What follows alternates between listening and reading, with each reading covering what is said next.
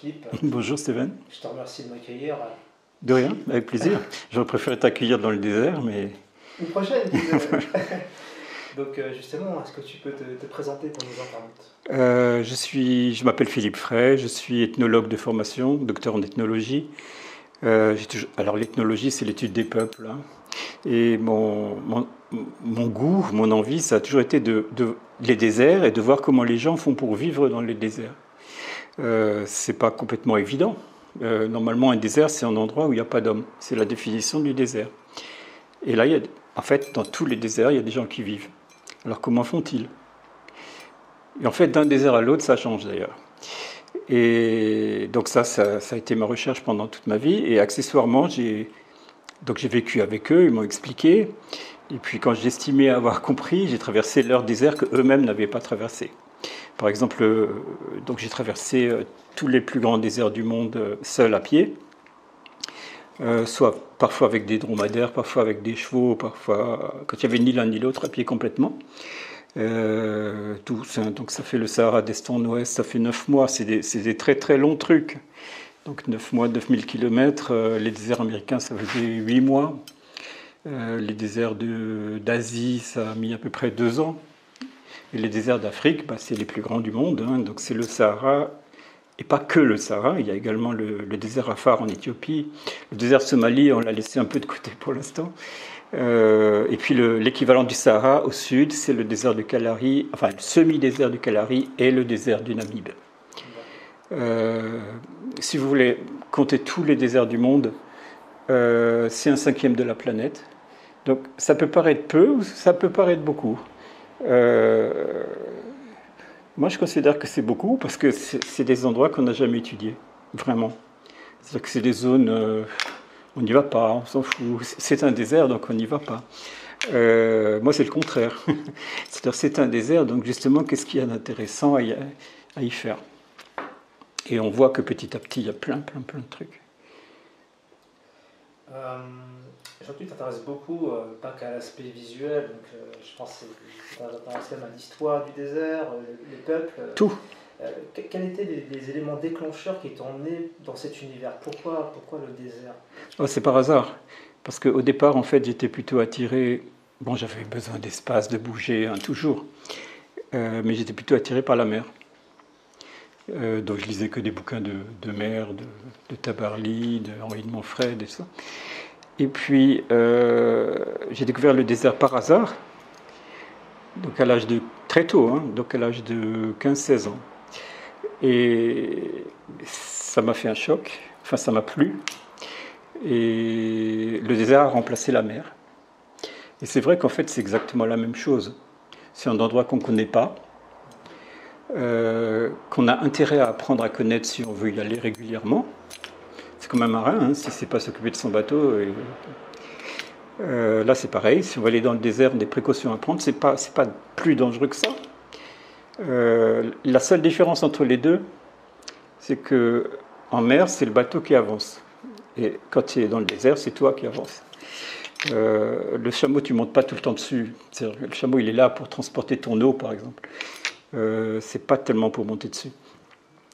Mais sinon, il y a une grande similitude entre les deux aussi, c'est que tu quittes un port, tout peut t'arriver jusqu'à ce que tu ailles dans un nouveau port. Et dans les déserts, c'est pareil, tu quittes un puits, alors tout peut t'arriver aussi jusqu'à ce que tu arrives au puits suivant. Tempête de sable, attaque de brigands, le chameau qui meurt, enfin tout est possible. Et ça peut aller très très vite. Imagine que tu es seul dans le désert. Ton animal s'affole, bon, tu es monté dessus un petit peu, ton animal s'affole. J'avais un chameau, une fois, il avait peur des pierres. Parce qu'il avait été élevé dans les dunes, dans le sable, il ne savait pas ce que c'était qu'une pierre. Et dès qu'il voyait une pierre, il était fou, il avait envie de détaler, il avait peur. Et donc il faut le savoir. Donc à un moment donné, s'il y a une grosse pierre devant que tu ne l'as pas vue, il te fout par terre. S'il te fout par terre, qu'est-ce qui se passe? C'est très haut quand même, plus haut qu'un cheval, donc tu tombes en général mal. Lui, il est déjà parti, il t'a pas entendu. Et tout est dessus. L'eau, tout, tu vas mourir. Donc ça peut aller très très vite. Donc quand je dis que tout est possible, c'est que tout est possible entre deux puits. Mais il faut l'accepter. justement, en parlant d'adaptation par rapport à la nature, donc c'est la nature du coup qui commande. Donc, comment toi tu arrives à gérer cet aspect Est-ce que tu as du stress? Est-ce que tu as toujours cette peur de dire mince c'est pas de la peur, mais c'est un stress, ouais.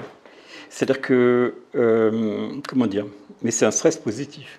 Parce que si tu es très attentif, préoccupé de tout en même temps, c'est-à-dire que ton animal il charge, est-ce que tout est bien dessus, tu regardes s'il y a du pâturage au loin, tu dis ah il y en a de moins en moins pour ce que mangera l'animal ce soir, je ne sais pas, c'est un stress. Tu mets un pied devant l'autre tout le temps, tu regardes en fait au loin pour calculer ta route, et puis tu regardes devant toi où tu mets les pieds. Donc tout ça, c'est compliqué en même temps. Donc c'est un stress. Mais ce stress t'aide, parce que tu développes plus d'adrénaline, et donc ça aide. Donc oui, c'est un stress, mais bénéfique, on va dire.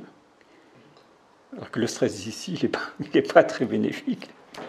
Justement, ton savoir-faire dans le désert, est-ce que ça t'a permis toi-même, du point de vue personnel et même dans ta vie privée, d'apporter des choses en fait? Ça m'aide au jour le jour, bien sûr, mais il y a une chose qu'il faut retenir, et c'est la plus importante de toutes, c'est qu'en fait tu ne sais jamais rien, et que toute l'expérience que tu as acquise avant ne sert à rien, parce que tu peux, par exemple, faire une erreur, ou peut-être même pas, et puis tout ton bagage ne sert à rien.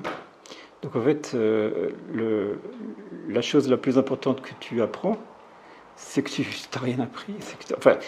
Tu as appris un tas de trucs, mais ça sert toujours à rien. C'est du taoïsme, ça. Ouais. Le jour, l'instant présent. D'ailleurs, Tao, le fondateur du Tao, il est parti dans le désert à la fin. C'est-à-dire que c'est un type qui était fasciné par le désert, Lao Tse. Et il avait son école d'enseignement, etc. Puis à un moment donné, il a dit bon, c'est bon, quoi. Et puis il est parti dans le désert, on ne l'a plus jamais revu. Et en fait, l'enseignement du Tao, c'est au moment où il partait, le garde-frontière ne l'a pas laissé passer. Il a dit mais je te connais, toi. Il dit je te laisse passer seulement si tu m'expliques ton Tao. Il l'a expliqué, il est parti dans le désert, on ne l'a plus revu, mais on a le Tao. Et alors le Tao, bon, que des gens se déclarent taoïstes ou pas, peut-être, mais c'est quand même le fond de la morale chinoise, et même asiatique. Donc tu peux dire qu'il y a au moins 1,5 milliard de gens qui sont façonnés par ça, alors que, par exemple, les chrétiens et les musulmans et les juifs, c'est beaucoup moins. Et ils sont aussi façonnés par le désert, mais un autre désert. Parce que Lao Tse, c'est le désert de Gobi. Et nous, on a une morale judéo-chrétienne qui est née dans le désert de Palestine, dans le Negev et ailleurs, parce que Jésus se retire 40 jours dans le désert, Mahomet était gardien de dromadaire, et Moïse, il traverse le Sinaï avec son peuple. Si on me dit que ce n'est pas lié au désert, il faudra m'expliquer. Et donc toute notre morale, notre culture, elle est aussi liée au désert. Mais ce n'est pas le même, et ce n'est pas la même culture. Si tu veux, le désert, c'est quoi? Alors tu vas dans le désert, par exemple. Alors, il faut que tu t'intéresses un peu à la botanique, parce que ton cheval, ou si tu es dans le désert américain, ou ton dromadaire, si tu es par exemple au Sahara, il mange de l'herbe. Donc est-ce qu'il va manger ça? Est-ce qu'il ne va pas manger ça? Est-ce que ça c'est toxique? Est-ce que toi-même tu peux manger les bêtes que tu vois là? Voilà.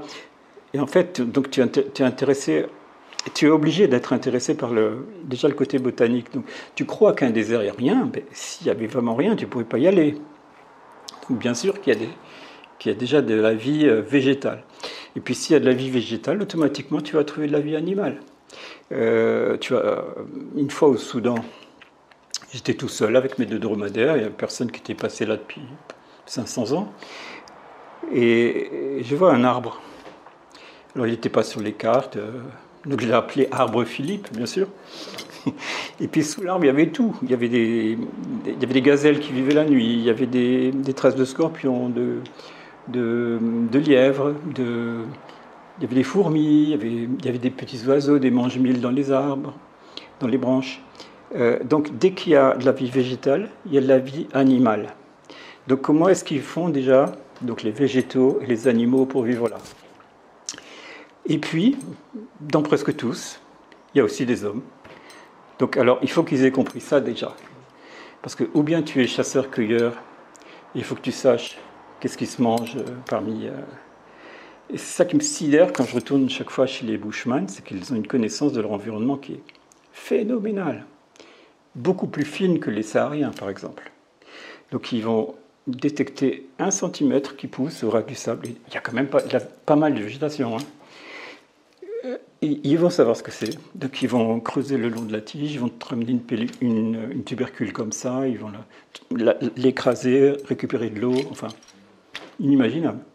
Donc il faut qu'ils connaissent effectivement les plantes, parce que quand on dit chasseurs-cueilleurs, ils ne sont pas tous chasseurs, ils sont aussi cueilleurs. Et par exemple, quand l'homme il part à la chasse, ils partent à plusieurs, les femmes sont bien obligées de se débrouiller. Donc les femmes, en fait, connaissent mieux donc, les plantes. C'est plutôt les femmes qui sont cueilleuses et les hommes qui sont chasseurs, en fait. Mais il ne faut pas négliger le côté cueillette. Et puis la chasse, c'est tous les animaux. Voilà. Et comme ça, ils arrivent à vivre. Donc il y a végétaux, faune, humains, et c'est comme ça, disons, là. Maintenant, dans d'autres déserts, c'est différent. Par exemple, au Sahara, on a importé le dromadaire, il n'existait pas là avant. Donc le dromadaire, il est venu à peu près... on l'a amené, alors ils ne sont pas tous d'accord, mais environ 500 ans avant Jésus-Christ. Il venait d'Asie. Donc on l'a amené d'Asie au Sahara, il n'existait pas en Afrique. Et grâce au dromadaire, on a pu continuer à vivre là. Donc, alors là, c'est cette fois-ci le dromadaire qui cherche sa végétation, parce que ce n'est pas toi qui la cherche, c'est le dromadaire. En fait, c'est le dromadaire qui est nomade, c'est pas toi. C'est pas le nomade qui est nomade, c'est l'animal qui... Et là aussi, il faut la faune, la flore, et là, grâce à ça, on peut vivre. Mais c'est complètement différent. Entre un Touareg du Niger et un Bushman du Kalahari, le seul point commun, c'est qu'ils vivent tous les deux dans un désert. Mais pas du tout le même, et pas de la même façon. D'ailleurs, tu dirais à un Touareg qui ressemble à un Bushman, il n'aimerait pas qu'on lui dise ça. Donc justement, toi, tu as fait beaucoup de rencontres. Qu'est-ce que tu as appris sur l'être humain L'être humain civilisé ou l'être humain... Les deux, oui, mais c'est pas la même chose. C'est la même chose, c'est ça que t'as l'être humain civilisé devient un peu lâche. Il a peur de la solitude, on ne sait pas pourquoi. Parce que le fait de se grouper comme ça, pourquoi? On ne comprend pas. Tu vois, je évite de me poser ce genre de questions. Par contre, pour ce qui est de vivre ailleurs, l'homme est capable de vivre partout. C'est quand même un animal opportuniste, l'homme. Enfin, quand je dis opportuniste, ça veut dire qu'il est capable. Déjà, on peut manger n'importe quoi. On a un estomac qui ressemble plus à celui du cochon qu'à un grand carnivore. Donc on peut manger n'importe quoi, mais aussi on peut vivre n'importe où et n'importe comment. On est tous humains, mais pas du tout dans le même environnement, et on est capable de vivre partout. Je pense qu'un Touareg, c'est pas forcé qu'il soit capable de vivre aussi en société. Le saut est quand même long, d'un bord à l'autre. Moi, je le fais parfois 3 fois par mois, mais faut avouer qu'il faut quand même choisir à un moment donné. Franchement, si je devais choisir, j'irais là-bas maintenant. Mais disons, ça c'est au moins ce qu'on apprend avec le temps. C'est-à-dire qu'on peut s'adapter à tout. Si on le veut bien. On parle beaucoup, tu sais, ces dernières années du changement climatique, réchauffement climatique. Toi, de ton point de vue, qu'est-ce que tu en penses? Il n'y a pas de... Alors, je ne veux pas juger sur l'ensemble de la planète. J'ai jamais dit qu'il n'y avait pas d'effet de serre. Mais au niveau des déserts, il n'y a aucun impact humain. Je m'explique. Et tu vas comprendre. Dans les déserts, tous les déserts, déjà pourquoi il y a des déserts? Ils sont situés sous les tropiques, donc sous le tropique nord et sous le tropique sud. Tu regardes un globe terrestre, Tout ce qui est jaune, c'est sous les tropiques. Pourquoi? Parce que c'est les zones les plus chaudes. Parce que quand la Terre tourne autour du Soleil, ben, c'est les faces les plus exposées. C'est comme si je tends la joue face au Soleil. Donc il fait chaud. Donc c'est normal qu'il y ait des déserts. Maintenant, c'est normal aussi qu'il y ait des cycles. Donc à peu près tous les 15 000 ans, il y a un cycle qui s'entame de désertification et on est dedans. Donc ça a commencé il y a 10 000 ans. On a encore au moins pour 3 à 5 000 ans. Hein. Donc c'est pas la peine de dire il faut changer, il ne faut plus prendre des diesels. On ne parle pas de ça. Donc on est dans un cycle de désertification qui est tout à fait normal et qui a toujours existé. On peut l'expliquer d'ailleurs, hein, si tu veux, à 5 minutes. C'est-à-dire que la Terre tourne autour d'elle-même. Et elle tourne autour du Soleil.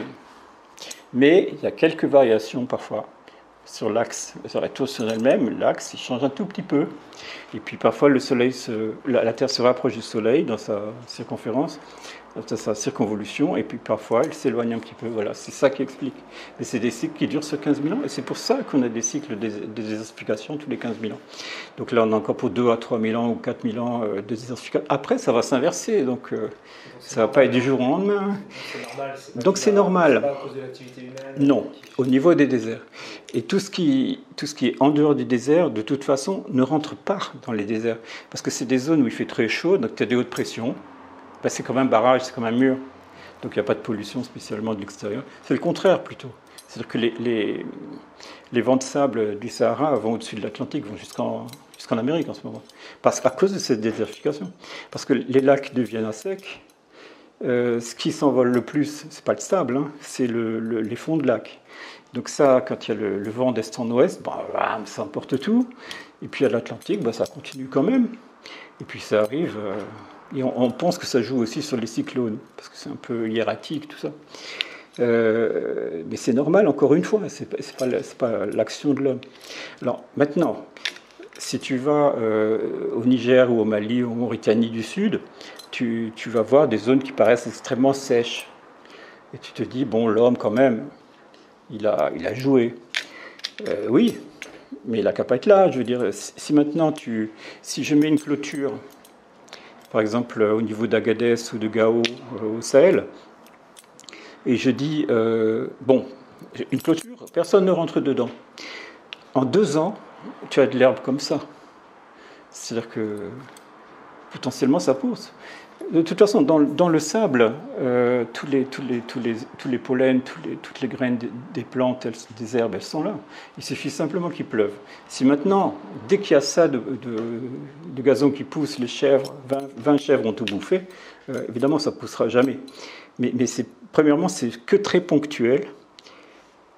C'est effectivement dû à l'homme, et on peut considérer que c'est une bande à peu près de 100 km, 200 km maximum de largeur qui court sous le Sahara et qui est concernée. C'est le Sahel. Certaines zones du Sahel. Mais encore une fois, si l'homme n'y va plus, et de toute façon il n'y aura plus rien, il n'ira plus, qu'est-ce que tu veux? Et donc c'est surtout le surpâturage en fait, de trop de population au même endroit. C'est-à-dire qu'ils ne sont plus nomades, puisqu'ils sont stationnaires, et ils ne sont plus dans le désert, puisqu'ils sont plus dans le désert.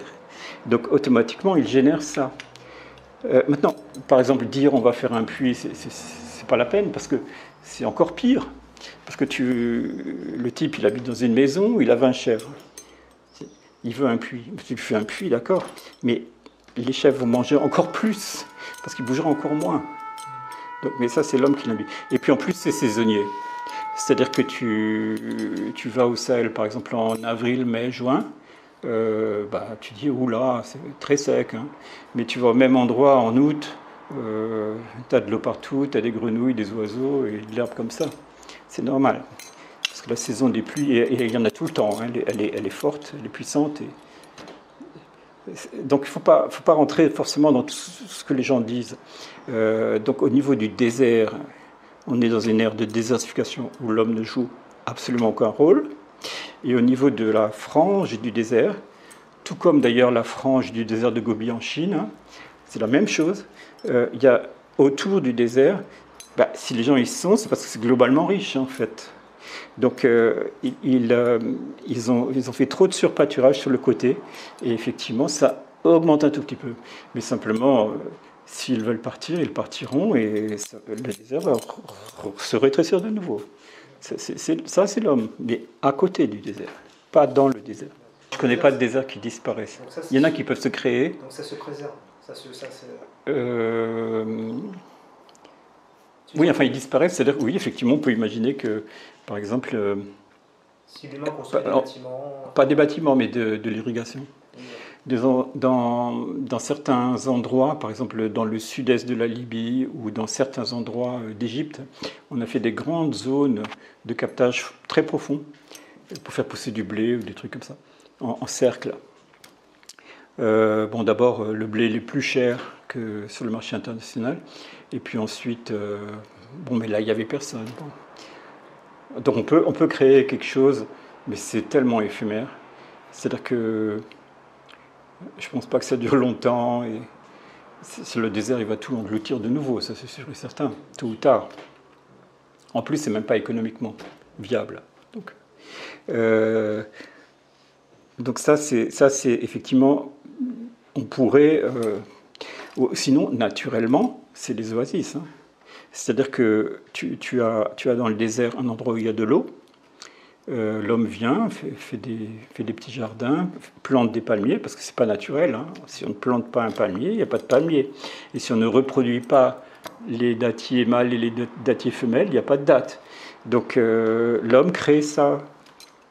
Et c'est ce qu'on appelle une oasis, et effectivement, mais ça n'ira pas plus loin que les frontières de l'oasis.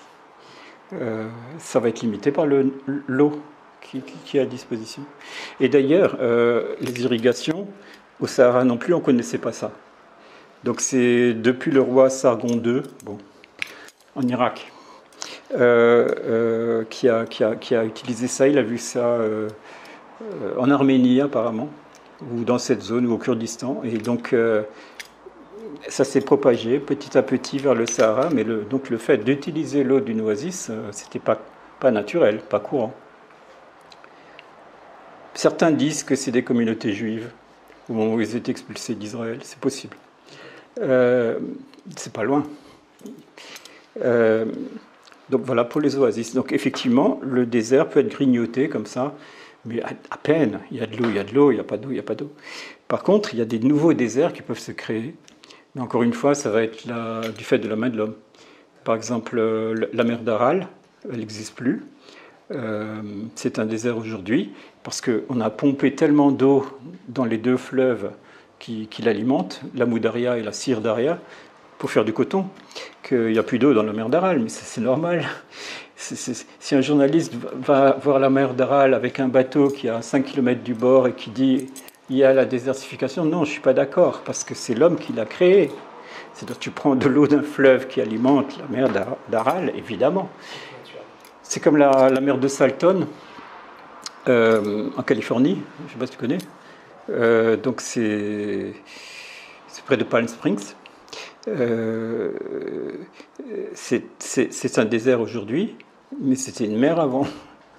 Donc on sait que les conquistadors, quand ils sont venus, ils ont accosté, tu peux dire, à 100 km de San Diego, mais par dedans, par la mer de Salton.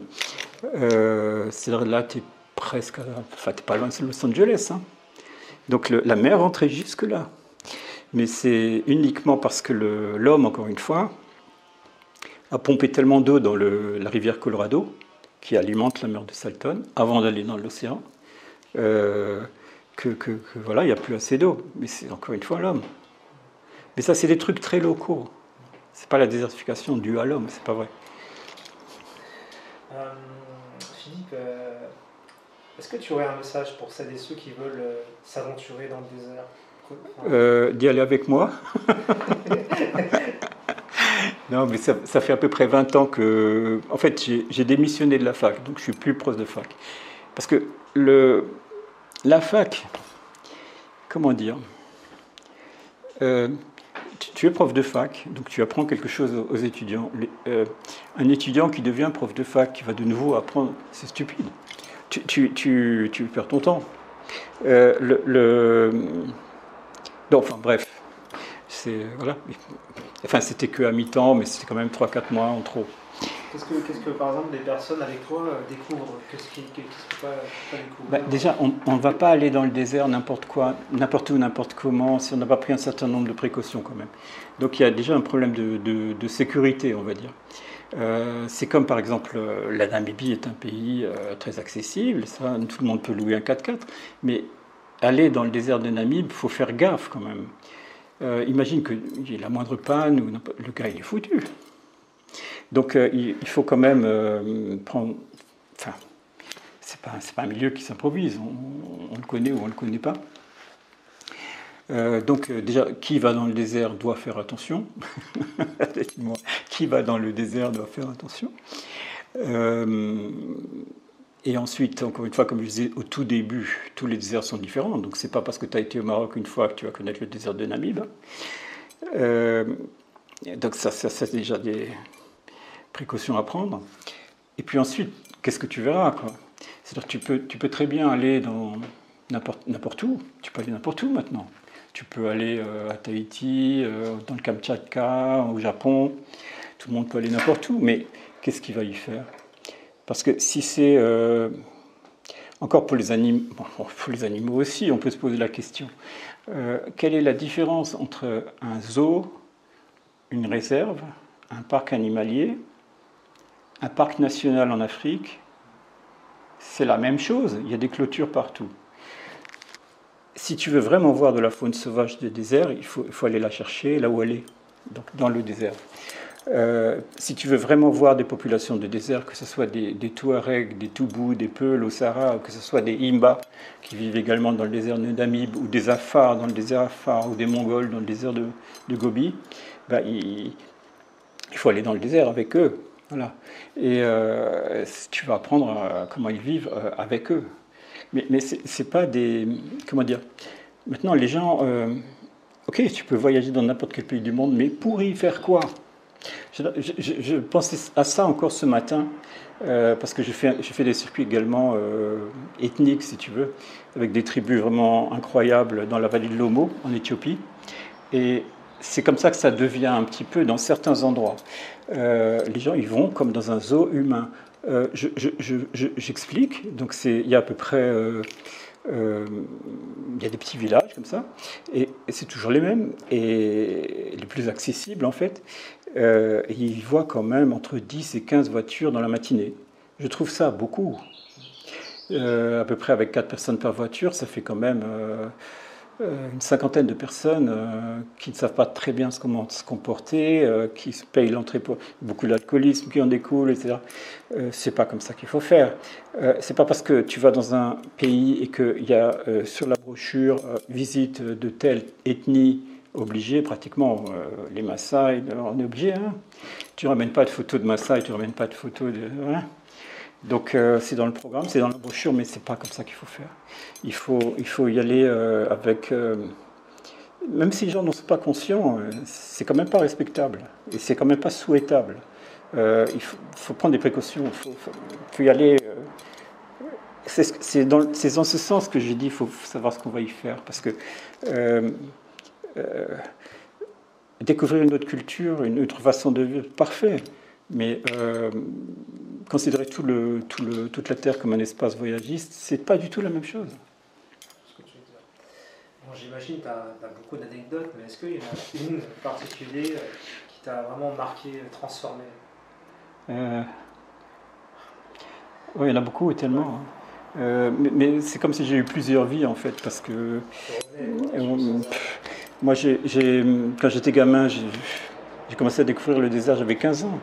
En fait, c'était lors d'une fugue. Donc j'avais 16 ans, j'ai fait une fugue. Bon, les gens, ils font une fugue, ils vont voir un copain. Moi, je suis allé en Turquie. Je suis allé en Turquie, Syrie, au Kurdistan pendant 3 mois. Et ça m'a beaucoup plu. Et c'est pour ça que je voulais toujours aller plus loin. Et l'année d'après, donc à l'âge de... Bon, je crois que j'avais 16 ans, hein, donc j'avais traversé le Sahara du nord au sud en camion. Et puis dès l'année d'après, à 17 ans, j'ai commencé à y aller seul, en voiture. Donc ça, c'était une première vie, c'est une découverte. Mais quand on découvre, on est un petit con, quoi. On ne connaît rien. Mais au moins, on découvre. Après, j'ai lentement fait cet apprentissage auprès des gens, auprès des peuples, d'ethnologues, en fait. Mais pas d'ethnologues de fac, d'ethnologues. Je voulais qu'ils m'apprennent comment ils font pour vivre là. Comment on s'occupe d'un chameau. C'est pas évident, on te donne un chameau, comment tu vas faire? Et après, quand j'avais bien compris à peu près ça, j'ai fait mes grandes expéditions. Mais si je n'avais pas fait cette démarche d'ethnologue avant, je n'aurais pas pu. Donc pendant 10 ans, à peu près 10-15 ans, j'ai fait mes expéditions, mes explorations. Et puis maintenant, qu'est-ce qui m'importe? Bon, j'ai fait 20 bouquins, j'ai fait 10 documentaires pour la télé. C'est pas ça la finalité. Mais c'est juste un travail, c'est une façon de vivre. Je ne veux pas le travail pour l'argent, je ne veux pas le travail pour me valoriser, je veux juste faire mon travail. Et mon travail, c'est maintenant d'emmener les gens. Voilà. Et pourquoi pas? Et j'essaie d'expliquer aux gens qui sont venus avec moi donc de le faire au mieux et de leur montrer tout ce que je sais au jour le jour. Par exemple, si on voit un buisson, mais ça m'étonne qu'il n'y ait pas plus de morts avec ça. Donc c'est un buisson tout bête. C'est de l'Euphorbia d'amarana. Des variétés d'euphorbes, il y en a plein. Tu touches ça simplement, tu ne te laves pas les mains, tu vas être très très très gravement intoxiqué. Tu fais un barbecue le soir, tu grilles ta viande pour faire un feu de camp en pleine nature, tu vas crever. Donc tu vois, il y a un certain nombre Enfin, je sais ce que je fais, quoi. Et c'est ça que j'essaie d'expliquer aux gens. Et surtout de montrer le vrai désert de Namib avec les habitants, avec la faune, la flore, pas des parcs, ou pas des gens pas des autochtones en parc, parce que maintenant, ça aussi en Namibie c'est le cas, par exemple, un village fortifié avec le panneau à l'entrée, donc il y a une énorme différence. Donc en fait, ce que je disais tout à l'heure, tu peux voyager n'importe où, mais le problème n'est pas de voyager. Le problème est qu'est-ce que tu vas y faire. Est-ce que tu voudrais remercier des personnes qui ont fait de toi ce que tu es? Le désert, j'imagine, mais... Les gens du désert. Ouais. Mais tu sais... En tant que valeur humaine, quoi. Oui. Les gens du désert, on se respecte, mais si tu veux... ils vivent une vie tellement dure qu'ils ont déjà la valeur de pouvoir y vivre. Mais les notions judéo-chrétiennes ne leur appartiennent pas. Comment dire? Donc effectivement, je les remercie. Comment dire? C'est très compliqué comme question. Parce que j'ai vécu avec eux. Et effectivement, ils m'ont montré comment ils vivaient. Mais je vais te donner un exemple plus simple. Donc, le seul désert que j'ai traversé avec quelqu'un, c'était le Kalahari avec un bushman. Il s'appelait Simon. Mais son vrai nom, bushman, c'était la tortue. Et on est partis ensemble. Il ne parlait pas français, il ne parlait pas anglais, il parlait que bushman. Moi, j'étais un grand blond ignare. Et le Kalahari, c'est quand même la plus grande espèce, la plus grande surface vierge d'Afrique, africaine. Avec des lions, des hyènes. Il n'y en avait rien. Et il fallait qu'on trouve à manger au jour le jour et quand même marcher. Et le sable est mou et il fait chaud. Bon, quand le bushman, il était là pour ça, surtout, donc pour trouver à manger. Et puis moi, je disais où on allait. Enfin, on n'allait pas, c'est pas compliqué, hein, plein sud. Donc, par exemple, quand il avait tué un animal, ce qui était rare, parfois on ne mangeait pas pendant 4 jours, c'est celui qui tue l'animal qui décide à qui il en donne.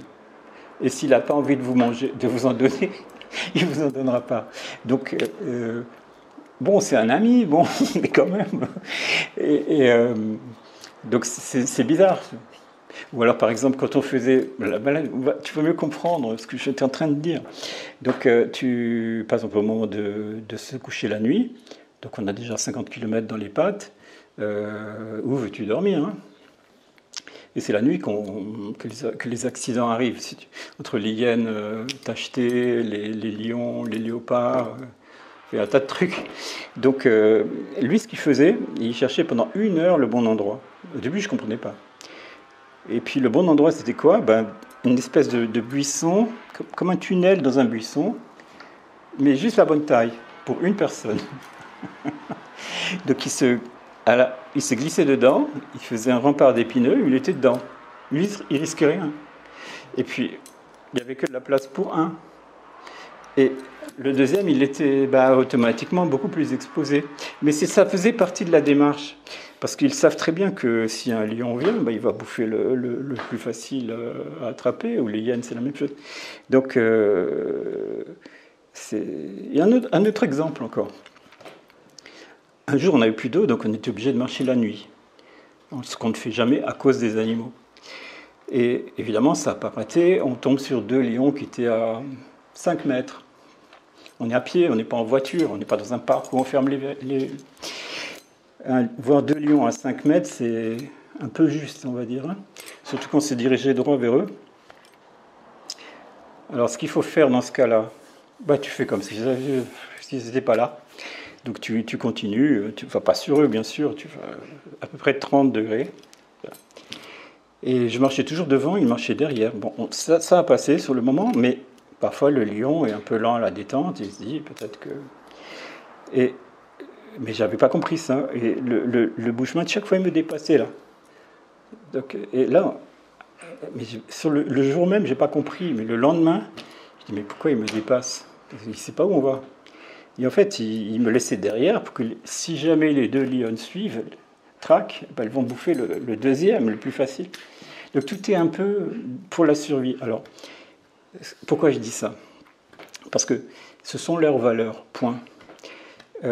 Si le meilleur chasseur qui connaît tous les trucs réussit à survivre, il fera survivre tout le groupe, tout le clan. Et ils ont fonctionné comme ça depuis 50 000 ans. C'est le plus vieux peuple du monde, avec les aborigènes d'Australie. Si tu veux les voir, très bien, mais tu ne peux pas les façonner tels que tu aurais envie qu'ils soient. Donc c'est comme ça que je les aime, comme des malins, comme des petits malins de brousse, et c'est comme ça qu'ils seront. Et on le sait, ils le savent, ils savent quoi penser de moi, et ça va très bien comme ça. Est-ce que tu voudrais évoquer un thème qui te tient à cœur pour finir? Quelque chose que tu voudrais... oui, enfin... Du fait de cette immobilisation qu'on a eue, c'est pas les 3 mois en eux-mêmes, mais ces 3 mois vont donner 6 mois, le temps que les gens se réveillent et puis ils vont être frileux, ils vont peut-être plus partir aussi loin. On peut dire qu'il y aura au moins 1 an d'impact. Et qu'est-ce qui s'est passé là, par exemple, pendant que nous, on était immobilisés? Je parle pour l'Afrique, par exemple. Les rangers étaient aussi confinés dans les parcs ou ailleurs. Et les gens, par exemple au Kenya, plein de boîtes ont fermé qui dépendaient de l'Europe. Et par exemple, quand tu achètes des fleurs chez un fleuriste, la moitié vient du Kenya par avion. Ils ont mis tout le monde dehors. C'est-à-dire qu'ils n'ont pas d'argent, personne ne gagne rien. La boîte ferme. Les gens étaient dehors, ils n'avaient pas de quoi manger. Qu'est-ce qu'ils font? Ils braconnent. Qu'est-ce que tu veux qu'ils fassent? Donc il y avait à peu près un Kenyan tous les 4 jours qui se faisait manger par un hippopotame dans le lac Naivasha. Et puis les autres, enfin d'autres braconnaient dans les parcs. Et je peux te dire que l'impact au niveau de la nature, de la façon dont on a géré la crise, je ne parle pas de la crise. La crise... on considère que c'est une grippe grave, pas grave, qu'importe. Qu'importe ce que ça fait sur l'homme, en fait. Mais ce que l'homme a fait, là, dans la façon de gérer ton truc, ça va être catastrophique. Et je suis sûr qu'il y a... Parce que je vois l'Afrique d'année en année, c'est déjà très fragile. Je suis sûr qu'il y aura un impact énorme sur la faune, principalement. Un simple exemple. Le pays où il y a le plus d'éléphants au monde, c'est le Botswana actuellement. Bon, j'y vais 2-3 fois par an avec des gens. Ils ont 30 000 éléphants. En 6 mois, 1000. Pour diverses raisons. Épidémie, ils ont aussi une épidémie. Et qu'est-ce qui se passe dans ces cas-là? Si on regarde l'histoire de la planète, c'est quand il n'y a plus assez d'individus dans une espèce, que l'espèce n'est plus assez résistante, qu'elle développe des virus. En tout cas pour les animaux. C'est ce qui s'est passé pour les dinosaures, c'est ce qui s'est passé pour le lion des cavernes, etc. C'est pas que l'homme ne les chasse pas. L'homme les éparpille. Et il y a des petites... C'est ça qu'il faut craindre. Et les gens ne se rendent pas compte de ça. Mais c'est une chose qu'il faut absolument faire maintenant. Parce que j'ai peur que dans 10 ans, ça soit trop tard. J'ai peur que dans 20 ans, on ne voit plus d'éléphants. Ou alors uniquement dans des zoos, ou dans des réserves extrêmement privées. Tu sais qu'il y a plus de lions qui sont... ça fait peut-être 1 an ou 2 que je n'ai pas vu de lions, alors que je passe les 3/4 de ma vie en Afrique. Et dont beaucoup dans des parcs. Donc l'homme n'aime pas les autres superprédateurs, donc c'est normal. Il y a plus de lions qui sont en captivité derrière des grilles que de lions sauvages au monde. Et leur nombre a chuté de moitié en 10 ans. Donc quand je dis dans 10 ans, c'est vraiment à prendre... je dis ce que je dis, parce que dans ce qui va venir, je pense que c'est une catastrophe. Alors, bon, on pourra toujours vivre, hein, mais disons, vivre avec je sais pas, sans animaux, sans air pur et avec une eau polluée, ça va être difficile. Philippe, sur ce, je te remercie infiniment pour ton partage et ta passion. Quoi. Ça sent que tu es habité par... Mais je le pense vraiment, ce que je dis. Hein, Alors qu'en fait, cette crise a été gérée politiquement. Quoi. Enfin, ils savaient ce qu'ils faisaient, eux, ou alors ils ne savaient rien du tout. Mais ça peut être réglé si on veut vraiment. C'est question de volonté. Ouais, mais là, c'était le pire du pire. Et les chiffres, en plus, ne sont pas bons à l'arrivée. Alors, franchement... Il y a 6 000 morts du Covid dans toute l'Afrique, y compris le Maghreb. 29 000 chez nous. Tu vois? Donc c'est juste le... Mais ce qui n'empêche pas les journalistes de dire le prochain foyer va être l'Afrique, blablabla, parce qu'ils ne savent pas gérer, ils n'ont pas de système sanitaire, tu vois. Il y a une différence entre ce qu'on dit parce qu'on a envie de le dire et de la réalité. C'est juste le contraire. Ça fait joli peut-être de le dire. Écoute, l'Afrique, ils ont géré de manière nickel. Le Botswana, ils ont fermé leur... Je sais, c'est le jour où j'y étais, ils m'ont refoulé. En gros, l'Afrique et l'Asie ont bien géré et l'Europe pas. Absolument. En gros, c'est ça. Quoi. Bien sûr, la Chine, ils ont super bien géré. Pour le pays le plus peuplé du monde. Et l'Afrique, quand tu vois l'Afrique, avec les marchés dehors et tout ça, un couvre-feu au Kenya, un confinement en Namibie ou en Afrique du Sud, interdiction de vente d'alcool en Afrique du Sud. Le jour où ils ont déconfiné, ils ont eu 10 fois plus de cas. Non, mais pourquoi ils l'ont fait au début, je ne comprenais pas. Mais en fait, ils ne voulaient pas. Ils partaient du principe que quand tu prends de l'alcool, ils ont une population quand même très alcoolique, tu vas avoir des problèmes, donc tu vas encombrer les hôpitaux. Et je n'avais pas compris ça. Tu vois, c'était vraiment ça qui leur importe. Mais en fait, quand tu as le Covid, ils ne te prennent pas non plus. Bon, bref.